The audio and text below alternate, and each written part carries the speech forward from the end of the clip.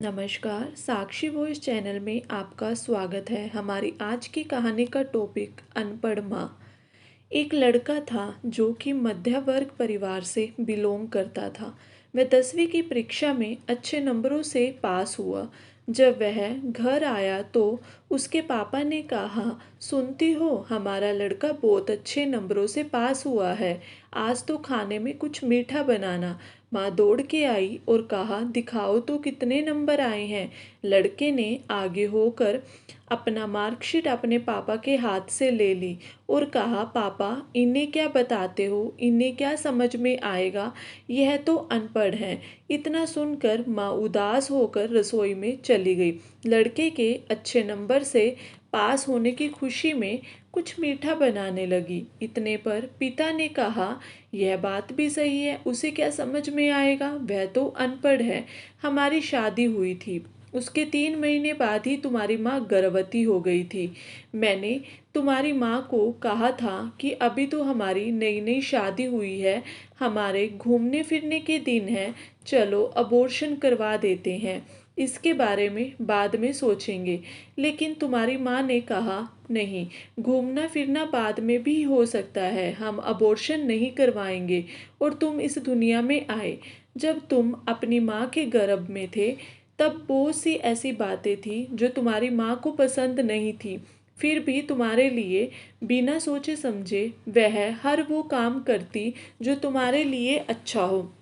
जैसे दूध पीना तुम्हारी माँ को पसंद नहीं था, फिर भी वह तुम्हारी अच्छी सेहत के लिए 9 महीने तक हर रोज़ दूध पीती। क्योंकि वह अनपढ़ थी ना, तुम्हें 7 बजे स्कूल जाना होता था, तब वह 5 बजे उठकर तुम्हारे लिए तुम्हारा मनपसंद का नाश्ता बनाती थी। क्योंकि वह अनपढ़ थी ना, जब तुम पढ़ते पढ़ते सो जाते थे तब तुम्हारी माँ आकर तुम्हारी किताबें स्कूल बैग में रखती और तुम्हें ओढ़ने का ओढ़ती, उसके बाद ही सोती। क्योंकि वह अनपढ़ थी ना, तुम्हें अच्छे कपड़े पहनाने के लिए वह मेरे पीछे पड़ जाती और जिद करके तुम्हारे लिए अच्छे कपड़े मंगवाती, और वह खुद पूरा साल एक साड़ी में ही निकाल देती।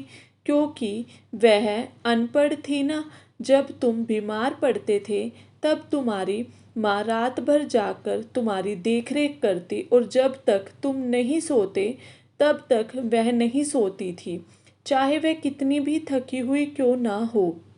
क्योंकि वह अनपढ़ थी ना। पिता अपने बेटे को कहते हैं कि बेटा, पढ़े लिखे लोग पहले अपना स्वार्थ और मतलब देखते हैं, लेकिन तुम्हारी माँ ने सबसे पहले तुम्हें आगे रखा, अपने आप को भूल ही गई। क्योंकि वह अनपढ़ थी ना, लड़का रोता हुआ अपनी माँ से लिपट गया और अपनी माँ से माफ़ी मांगने लगा।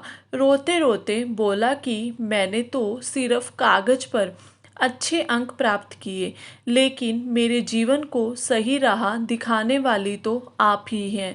माँ, आप ही मेरी पहली गुरु हो। यह हर एक पढ़ी लिखी और अनपढ़ माँ की कहानी है। हर बच्चा अपनी माँ को कम आंकता है, लेकिन उसे मालूम नहीं होता है कि उसकी माँ ने उसके लिए क्या क्या किया है। हर माँ अपने बच्चे के लिए एक शिक्षक, डॉक्टर, वकील, बेस्ट कुक, ड्रेस डिज़ाइनर, पता नहीं ऐसे कितने ही किरदार हैं जो माँ अपने अंदर छुपाए चलती है। और हम कहते हैं, माँ आप तो अनपढ़ हो, आपको क्या पता चलेगा। एक माँ ही होती है जो अपने स्वार्थ को भूलकर अपने बच्चों के बारे में सोचती है।